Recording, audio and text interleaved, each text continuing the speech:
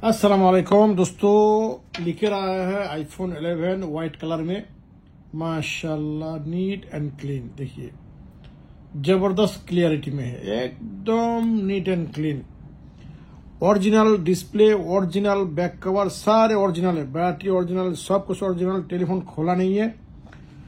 Battery percent देखिए, मैं दिखा रहा हूँ इसका बैटरी परसेंट। ये रहा 78% बैटरी इसका।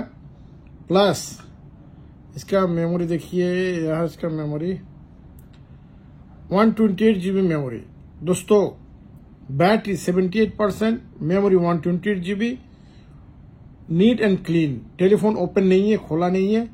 ओके, व्हाइट कलर में। बस इसका डिस्प्ले पर थोड़ा बहुत स्क्रैचेस है, देखिए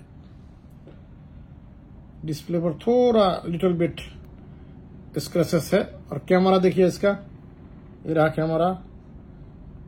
ओके, और फोन कैमरा ये रहा, देखिए फोन कैमरा है।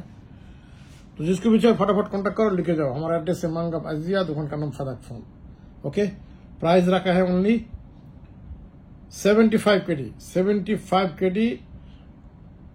टेलीफोन खोला नहीं है, व्हाइट कलर में, 78% battery, 128 GB। Okay, thank you so much.